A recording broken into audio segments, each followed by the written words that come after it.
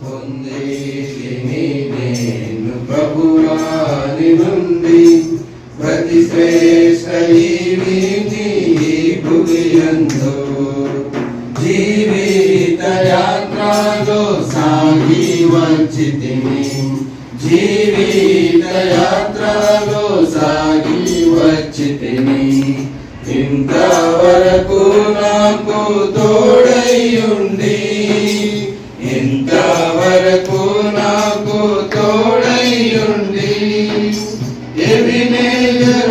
ఎబినేజరువైయున్నావో యేసు ప్రభువా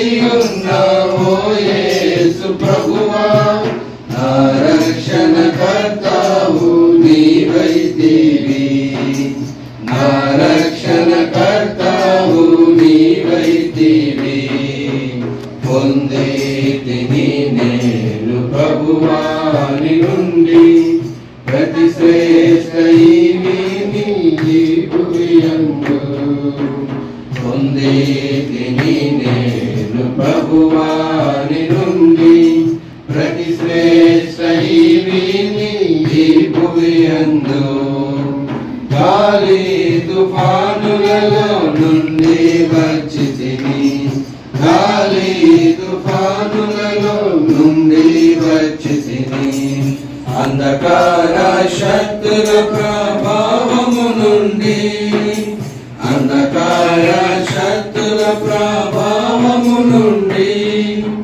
నీరెక్కల చాటున నన్ను దాచితివయ్యా నీరెక్కల చాటున నన్ను దాచితివయ్యా నీవే ఆశ్రయ దుర్గంబైతివి నీవే ఆశ్రయ దుర్గంబైతివి పొందేతిని నేను ప్రభువాని నుండి ప్రతి శ్రేష్ఠ ఈవిని భువియందు పొందేతిని నేను ప్రభువాని నుండి ప్రతి శ్రేష్ఠ ఈవిని భువియందు కష్ట దుఃఖంబులు నాకు కలుగాగా కష్ట దుఃఖంబులు నాకు కలుగాగా నన్ను చేరదీసి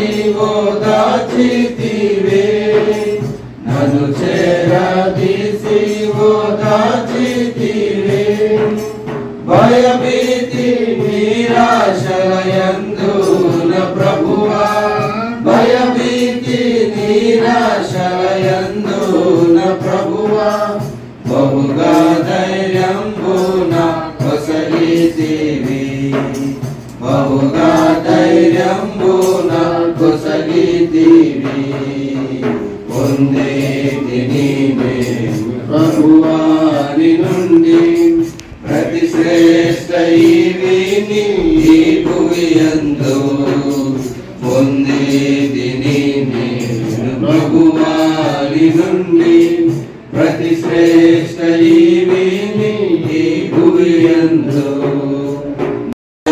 దేవుడే హోవా దీవించి ఆశీర్వదించెనుగా దేవుడే హోవా దీవించి ఆశీర్వదించెనుగా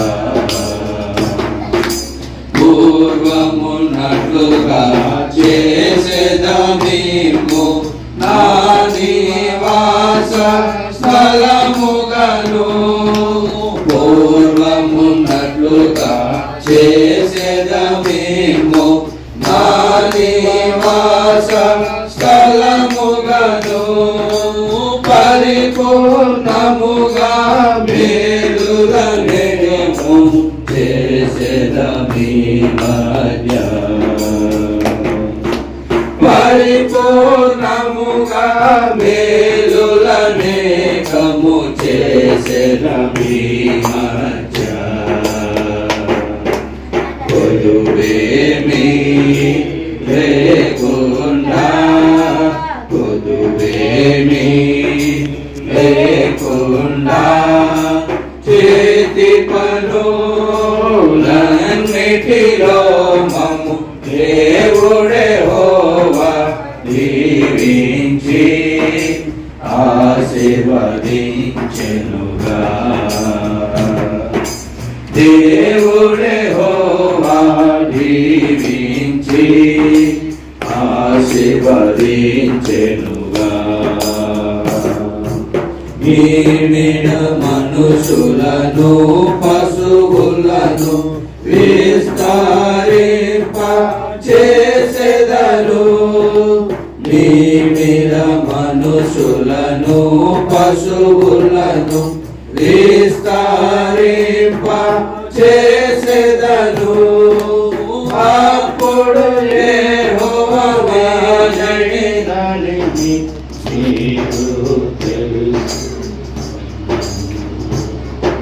అప్పుడు యెహోవానేనని మీరు తెలిసికొందురు.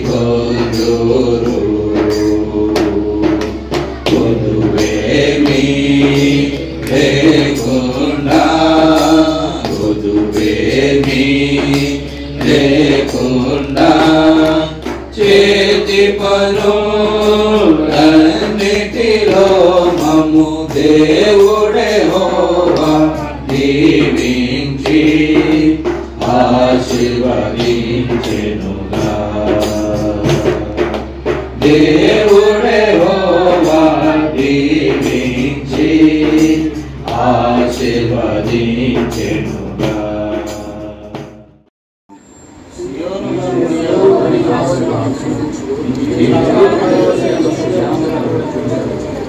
నీ పిల్లలను నువ్వు చూచెదవు. చిన్న సౌండ్ తగ్గింది, చిన్నది.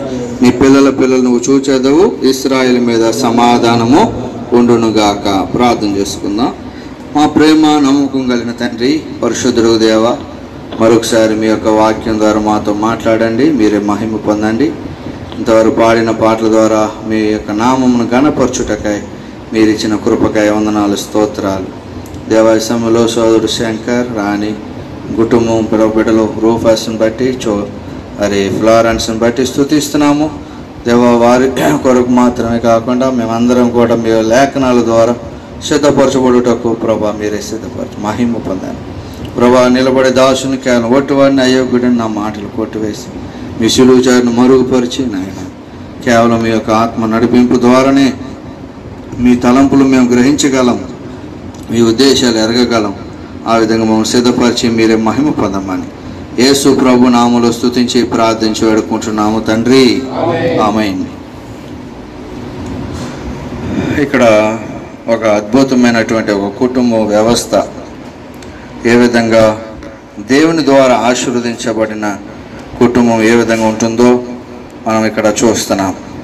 ఈ లోకంలో మన యొక్క ఒక గృహము కట్టుకునే విషయంలో కానీ, ఒక ఆత్మీయ కట్టడం విషయంలో కానీ, ఒక కుటుంబం కట్టుకునే విషయంలో కానీ ఇదంతా కూడా ప్రభు యొక్క సహాయము లేనిదే మనం ఏమీ కూడా మరి సక్సెస్ లైఫ్ని మనము కలిగి ఉండలేము. విజయవంతమైనటువంటి జీవితం మరి మనం చేసే ప్రతి కార్యంలోనూ, మన ప్రతి పనుల్లోనూ మన విజయవంతమైనటువంటి రీతిలో మనల్ని నడిపించాలంటే దేవుని సహాయం ఎంతో మనకు అవసరం. పిల్లలు కూడా ఇక్కడ దేవుడు అంటున్నాడు, కుమారుడు యెహోవా అనుగ్రహించు స్వాస్థ్యము గర్భఫలము ఆయన ఇచ్చు బహుమానమే. దేవుడు శంకర్కు మరి రాణికి మరి బిడ్డ రూఫస్ను ఫ్లారెన్స్ను బహుమానంగా ఇచ్చారు. ఈ బిల్డింగ్ వారికి స్వాస్థ్యం కాదు, ఇది వాళ్ళ పిల్లలే వారి స్వాస్థ్యం కదా. ఈ కట్టడాలన్నీ కూడా కొద్దిసేపే, కానీ ఆత్మీయమైనటువంటి కట్టడాలు, ఆత్మీయమైన కట్టడం ప్రియమైన బిడ్డలారా, పిల్లలే దేవుని యొక్క స్వాస్థ్యం. ముందుకు రైతుగా దాన్ని. కాబట్టి ఇక్కడ ఒక కుటుంబము ఏ విధంగా ఒక ఫాదర్ ఎలా ఉండాలి, ఫాదర్ మదర్ ఎలా ఉండాలి. ఇక్కడ మనం చూస్తున్న 128 వచ్చే మొదటి వచనంలో, యెహోవా యందు భయభక్తులు కలిగి ఆయన త్రోవలందు నడుచు వారందరూ ధన్యులు, వారి చేతుల కష్టార్జితం అనుభవించేదావు. చూసారా, భార్య ఎలాగ ఉంటుందంటే ద్రాక్ష వలె ఉంటుంది, పిల్లలు ఎలా ఉంటారు? భోజన బల్ల చుట్టూ ఒలీవ మొక్కల వలె ఉంటారు. యెహోవా యందు భయభక్తులు గలవాడు ఎలాగూ ఆశీర్వదించు. చివరి వచనంలో 6వ వచనంలో నీ పిల్లలను నువ్వు చూచెదవు, ఇశ్రాయేలు మీద సమాధానము ఉండునుగాక. కాబట్టి ఒక కుటుంబ వ్యవస్థ, ఒక గృహం, మరి ఆత్మీయ జీవితం కానీ శారీరక జీవితం కానీ ఒక కట్టడం అనేది దేవుని ద్వారానే అది కట్టబడాలి. అది విజయవంతంగా ఉంటుంది. అంత మాత్రమే కాకుండా పిల్లలు కూడా ఒక స్వాస్థ్యంగా దేవుని ద్వారా ఏర్పాటు చేయబడతారు. వారు కూడా విజయవంతంగా ఉంటారు. వారు విజయవంతంగా ఎలా ఉంటారంట? యవ్వన కాలంలో పుట్టిన కుమారులు బలవంతుని చేతిలో బాణం. కాబట్టి మన గృహం కానీ, మన యొక్క ఆత్మీయ జీవితం కానీ, మన పిల్లలు కానీ ప్రతి ఒక్కరూ కూడా దేవుని చేత కట్టబడి ఒక విజయవంతమైనటువంటి జీవితం జీవించాలని దేవుని యొక్క ఉన్నతమైన ఆశ. అయితే దీని కొరకై మనం ఏం చేయాలంటే 128వ అధ్యాయం 1వ వచనం మనము వెంబడించాలి. యెహోవా యందు భయభక్తులు కలిగి ఉండాలి. చూసారా? భయభక్తులు, దైవ భయం. తర్వాత త్రోవల యందు నడుచువారు, ఆయన మార్గంలో నడుచుకున్నవారు. కాబట్టి ఒక కుటుంబము ఎప్పుడైతే దేవుని యందు భయభక్తులు కలిగి ఆయన త్రోవలలో నడుస్తారో ప్రియులరా, ఆ జీవితం దేవుని ద్వారా కట్టబడి విజయవంతమైన జీవితంతో, సక్సెస్ లైఫ్తో ప్రియులరా వారి కొనసాగుతూ, వారి బిడ్డలు కూడా ఎంత ఒలీవ మొక్కల వలె, భార్య ద్రాక్ష వలె వారు అనేక మందికి ఆశీర్వాదకారణంగా ఉండి, చివరగా 6వ వచనంలో ఏముందంటే సమాధానం వారి గృహములో ఉంటుంది. దేవునికి స్తోత్రం కలుగును గాక. ప్రియమైన బిడ్డలారా, ఇది దేవుని యొక్క ఆశ. ప్రతి కుటుంబ జీవితంలో దేవుని సమాధానం ఉండాలని దేవుని యొక్క ఆశ. ఈ సమాధానం లేదండి ప్రతి కుటుంబంలో. ప్రతి ఒక్క మానవ జీవితంలో అనేక కుటుంబాల్లో సమాధానం లేదు. కలవరాలతో ఉన్నారు. పాపాన్ని బట్టి కలవరం. చూసారా? జరిగిపోయినటువంటి కార్యాలను బట్టి కలవరం. రాబోయే దినాల్లో భవిష్యత్తులో ఏం జరుగుతుందని కలవరం. చూసారా? ఆయా పరిస్థితులను బట్టి అనేక మంది కలవరం వారి హృదయంలో కలిగి ఉంటున్నారు. అందుకే వారి జీవితంలో శాంతి లేదు, సమాధానం లేదు, కలవరంతో ఉన్నారు ఆయా పరిస్థితులను బట్టి. అయితే ఒక దైవకమైనటువంటి కట్టడం, దేవుని చేత కట్టబడిన ఒక గృహము ఏ విధంగా వారు విజయవంతంగా సిద్ధపరచబడి సమాధానంలో నింపబడతారో మన యొక్క అధ్యాయంలో చూడగలం. దేవుని చేత కట్టబడిన వారే విజయవంతంగా వారు వెళ్తారు. ప్రియులారా, చివరి వారి జీవితంలో ఏముంటుంది? సమాధానకరంగా ఉంటుంది. ఆ జీవితం మనం ఆ అనుభవంలోకి రావాలంటే మనం దేవునికి ఏం చేసుకోవాలి? ఖాళీగా మనం అప్పగించుకోవాలి. ప్రభువా, నా కుటుంబాన్ని, నా పిల్లల విషయాన్ని మీరే కట్టండి. నాలో ఏమీ లేదు ప్రభువా, నేను అనుభవం లేని వాడను, జ్ఞానం లేని వాడను ప్రభువా, నేను చేతకాని వాడిని ప్రభువా అని మనం ఎప్పుడైతే ప్రభుకి మనం అప్పగించుకుంటామో దేవుడు మనల్ని కడతాడు, విజయవంతమైన జీవితాన్ని నడిపిస్తాడు. ప్రియులారా, అంత మాత్రమే కాదు, ఒక సమాధానకరమైనటువంటి వాతావరణంలో దేవుడు మనలను, మన కుటుంబాన్ని ఉంచుతాడు. మనం ఆశీర్వదించబడతాం. మన ద్వారా అనేక మంది ఏం చేయబడతారు? ఆశీర్వదించబడతారు. ఈ విధంగా ఈ అనుభవంలో ఉన్నటువంటి ఒక కుటుంబం గురించి ఈరోజు ఒక 5-10 నిమిషాలు చూద్దాం. ఆ కుటుంబం పేరేం? వాళ్ళు ఎవరంటే ఈ ఇశ్రాయేలు ప్రజలందరినీ 6 లక్షల కాల్బలాన్ని నడిపించినటువంటి నాయకుడు ఎవరండి? మోషే కదా. ఐగుప్తు నుంచి విడిపించిన వాడు. ఆ మోషే కుటుంబం. మోషే తల్లిదండ్రుల పేరేం పేరు?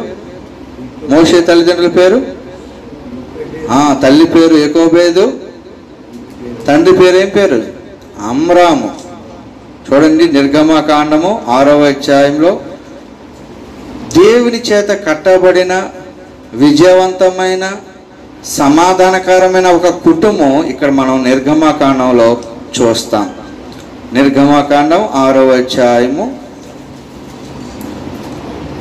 నిర్గమకాండము 6వ అధ్యాయము 20వ వచనం. అమ్రాము తన మేనత్త అయిన యెకోబేదును పెళ్లి చేసుకునేను. ఆమె అతని అహరోను, మోషేను కనెను. అమ్రాము 130 ఏండేండ్లు బ్రతికెను. చూసారా ప్రియులరా, ఇక్కడ దేవుని యొక్క వాక్యం ఏం చూస్తున్నాం అంటే, ఇక్కడ అమ్రాము యోకోబేదు వాళ్ళ పేర్లు ఏం పేరు? అమ్రాము యోకోబేదు. వాళ్ళు ఏ వంశానికి చెందినవారు? లేవి వంశానికి చెందినవారు. లేవి అంటే అర్థం ఏంటి? హత్తుకొనుట. లేవి అంటే హత్తుకొనుట. యాకోబు యొక్క మరి 3వ కుమారుడు కదా, 4వ కుమారుడు లేవి. కాబట్టి ఈ విధంగా లేవి అంటే అర్థం ఏంటంటే హత్తుకొనుట. చూసారా ప్రియమైన బిడ్డలారా, ఇలాంటి వంశావళిలో పుట్టినటువంటి వారు ఎవరంటే అమ్రాము యోకోబేదు. అమ్రాము అంటే అర్థం ఏంటంటే అనుభవం లేనివాడు.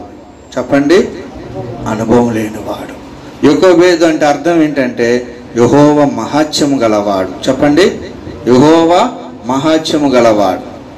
చూసారా, ఎప్పుడైతే ఒక తండ్రి మనం సరెండర్ అయిపోవాలా, వీళ్ళ అనుభవం లేదు నాకు, నేను కేవలం నిష్ప్రయోజకమైన వాడిని, నేను చేతకాని వాడిని, నేను జ్ఞానం లేని వాడిని, నేను ఒట్టివాడను, నేను అయోగ్యుడను ప్రభా అని అమ్రాము తన అనుభవం లేనివాడుగా ప్రభు దగ్గర కనబడ్డాడు. యోకోబేదు ఆమె పేరుకి అర్థం ఇచ్చినట్టుగానే ఆమె దేవుని మహాత్యాన్ని ఎరిగింది. ఒక భార్య ఎప్పుడు కూడా ఎవరి మహాత్యాన్ని ఎరగాలి? దేవుని యొక్క మహాత్యాన్ని ఎరగాలి. ఒక ఫాదరు ఎలాగ ఉండాలంటే అనుభవం లేనివాడు ఉండాలి. అంటే దేవుని సన్నిధిలో మనం ఎప్పుడు కూడా అనుభవం కలిగిన వారు ఉంటే దేవుడు ఎలా వాడుకుంటాడు? నాకు అంతా వచ్చా అంటే దేవుడు ఎలా వాడుకుంటాడు?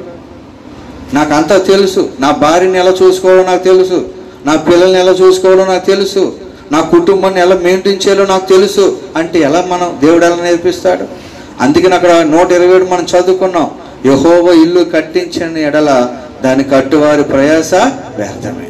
నువ్వు అనుభవంతో ఉంటే దేవుడు ఆయన చేతులు కట్టుకుని చూస్తాడు. నీ అనుభవం ఎలా వస్తుందో చూస్తానులే, నీకు అంతా తెలుసు అనుకున్నావు కదా చూస్తానులే అంటాడు. అందుకని నీ స్వబుద్ధిని నువ్వు ఆధారం చేసుకుని వద్దన్నాడు. ఎవరు?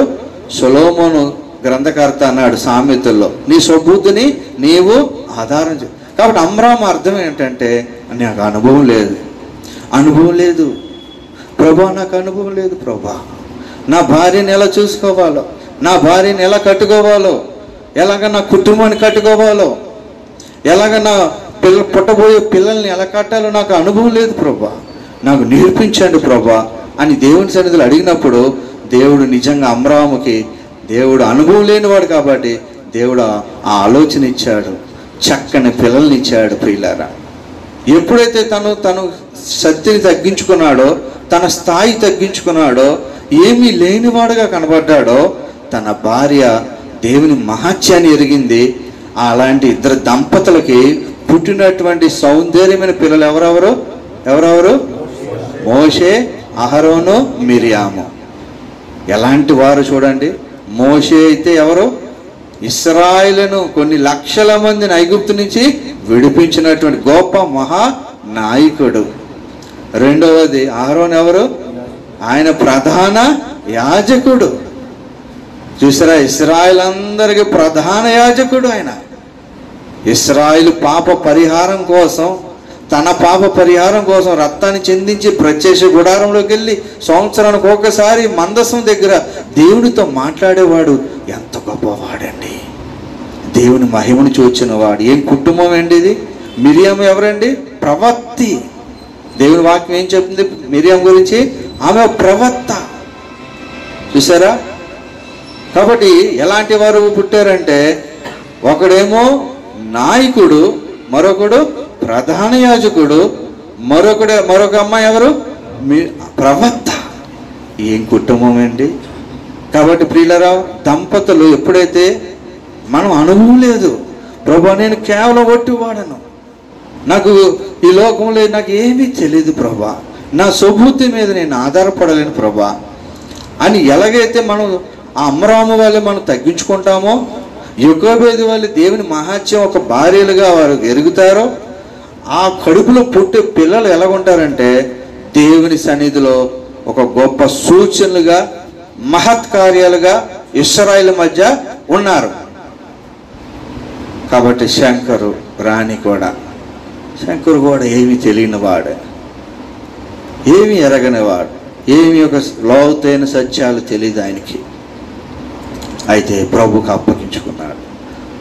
ఎప్పుడైతే దేవునికి అప్పగించుకున్నాడో తనకు దేవుడు చక్కని నడిపించాడు, చక్కని భార్యను దేవుడు ఏర్పాటు చేశాడు. తను కూడా రాణి కూడా దేవుని మహాత్యాన్ని ఎరుగుతూ తన కుటుంబాన్ని కట్టుకున్నారు. చిన్న వయసులోనే ఒక చక్కని గృహాన్ని వారు సిద్ధపరచుకోవాలి. ఇప్పుడు ఇబ్బంది అయినా, కొన్ని సంవత్సరాలు ఇబ్బంది అయినా, రేపు ఆ యొక్క తరాన్ని నెక్స్ట్ చోటు బాబు ఎదిగే టైంకి వాడికి ఎంత ఉపయోగపడుతుంది, పిల్లలకు ఉపయోగకరంగా ఉంటుంది అన్న ఆలోచనతో అది ఎవరిచ్చారు చెప్పండి? ఎవరిచ్చారు? దేవుని నడిపింపే. ఆ విధంగా దేవుడు ఆ కుటుంబంలో ఇది మాత్రమే కాకుండా చక్కని పిల్లలు రూఫస్ని, ఫ్లారెన్స్ని దేవుడిచ్చాడు. వాళ్ళు కూడా మోషేలాగా, అహరోన్లాగా, మిరియంలాగా రాబోయే దినాల్లో ఎలా వాడబడాలి, దేవుని కొరకు వాడబడాలని మనం ఏం చేయాలమ్మా? ఏం చేద్దాం? ప్రార్థన చేద్దాం. వాళ్ళ కొరకే కాదు, మనం కూడా అమ్రాము యోకోబేదు వలె దంపతులుగా వారిని సిద్ధపరచబడి నీ అనుభవాన్ని కొట్టివేసుకొని, నా అనుభవాలను కొట్టివేసుకొని కేవలం మనం అదముల కంటే తక్కువ వారం అని దేవుని సన్నిధిలోకి రావాలి. దేవుని సన్నిధిలోకి వచ్చినప్పుడే మన కుటుంబాన్ని, మన యొక్క దాంపత్య జీవితాన్ని, మన పిల్లల్ని విజయవంతంగా, సమాధానకరంగా, దేవునికి మహిమకరంగా ఒలివ మొక్కల వలె దేవుడు వాడుకుంటాడు. కాబట్టి ప్రియమైన బిడ్డారా, యెషయా అన్నాడు కదా, 8వ అధ్యాయంలో మాట చదువుకుని ముగించుకుందాం రండి. యెషయా గ్రంథము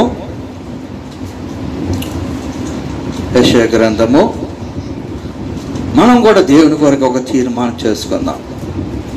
ప్రభా, నేను అమ్రామును, ప్రభా నేను అనుభవం లేని వాడను, ప్రభా నా భార్య కూడా నీ యొక్క కార్యాల కొరకు నీ మహాత్యం ఎరగాలి.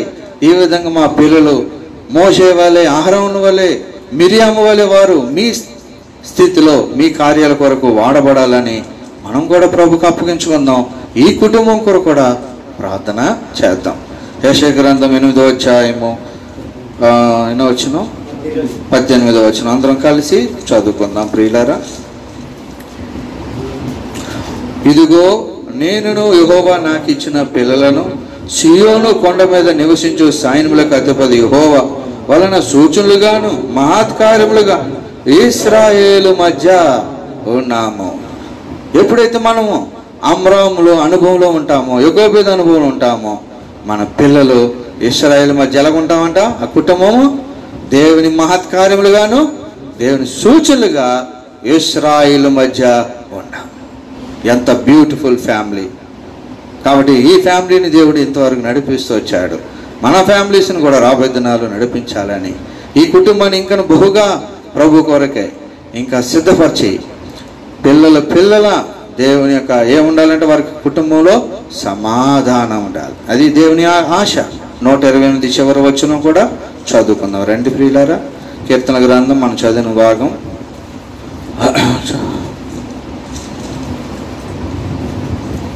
కీర్తన గ్రంథము 128వ అధ్యాయము 6వ వచనం, 5-6వ వచనం.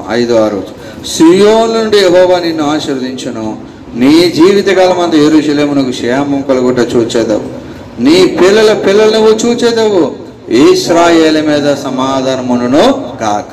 కాబట్టి ఆ సమాధానము, ఆ విజయవంతమైన జీవితం ప్రియమైన దేవుని కొరకే గొప్ప సూచనలుగా, మహత్కార్యాలుగా నేను మన పిల్లలు ఉండాలంటే మనము కూడా ఖాళీ చేసుకొని, ప్రభువా నాలో ఏమీ లేదు, నేను నిష్ప్రయోజకమైన దాసుడను, నేను కేవలం ఎన్నికలైన వాడను, ప్రభా మీరు నన్ను నడిపించండి, నా చేతిని పట్టుకుని నడిపించండి ప్రభా, నేను ఎటువంటి అనుభవం లేని వాడను ప్రభా నన్ను జ్ఞాపకం చేసుకోండి, మీ మహాత్యంతో నన్ను నింపండి ప్రభు, నా పిల్లలు మీ కార్యాల కొరకు సిద్ధపరచండి. ఆ విధంగా విజయవంతమైన జీవితంతో దేవుని సన్నిధిలో యెరూషలేములో సీయోనులో నుండి దేవుని ఆశీర్వాదాలు పొందుతూ ఈ కుటుంబము సమాధానముతో, మన కుటుంబాలు సమాధానంతో నింపబడినట్లు మనం ప్రభు కొరకై అప్పగించుకున్నాం. ఆ విధంగా ప్రభు మనకు సహాయం చేసి నడిపించును గాక. ఆమేన్. ఒక సోదరుడు కొద్దిగా ప్రార్థన చేసుకుందాం. ఈరోజు చోటు బాబు బర్త్డే వరకు కూడా మరి గడిచిన సంవత్సరం అన్నింటిలో ప్రభు ఎంతో సహాయపడ్డారు.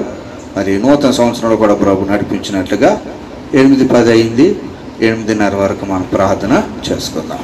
కొద్దిగా మరి మనం సిద్ధపరచుకోవాలి, మన కుటుంబాన్ని సిద్ధపరచుకోవాలి. ఈ ఆశ మనం కూడా కలిగి ఉండాలి. ఒక బ్యూటిఫుల్ ఫ్యామిలీ నిర్గమకాండంలో వారు ప్రభుకి అలా అప్పగించుకున్నారు కాబట్టి ఆ దంపతులు వారి నుండి వచ్చారు. 3 తలక్రిందులు చేసేశారు. ఐగుప్తుని తలక్రిందులు చేసేశారు. ఎంత గొప్ప కార్యం. కాబట్టి మనం కూడా అలా ప్రభు కొరకు సాక్షులంగా ఉంటాం.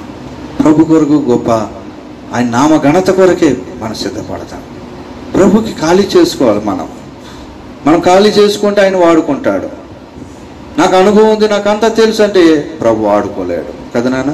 కాబట్టి ఆ విధంగా ప్రభుకి అప్పగించుకుందాం, మనం నూతన పరుచుకుందాం.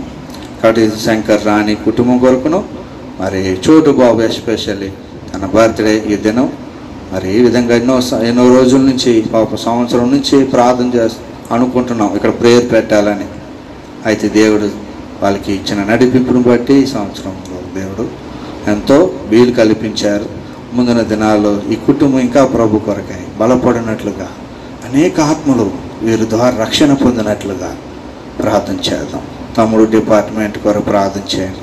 తన జాబ్ విషయంలో, చోటు ఎడ్యుకేషన్, ఫ్లారా మరి రాని ఇక్కడ నుంచి వారం మరి దేవుని సన్నిధికి వారు ఎంతో ప్రయాసపడి వస్తున్నారు. దేవుడు వారికి క్షేమమును సురక్షిత దేవుడు అనుగ్రహించినట్లు ప్రార్థన చేద్దాం. ఆ విధంగా ప్రభు అమ్రాము జకోబేత్ వలె ఈ కుటుంబం మన కుటుంబాలు ప్రభు కొరకు సాక్షులుగా సిద్ధపరచబడును గాక. ఆమేన్. ప్రార్థన చేయండి.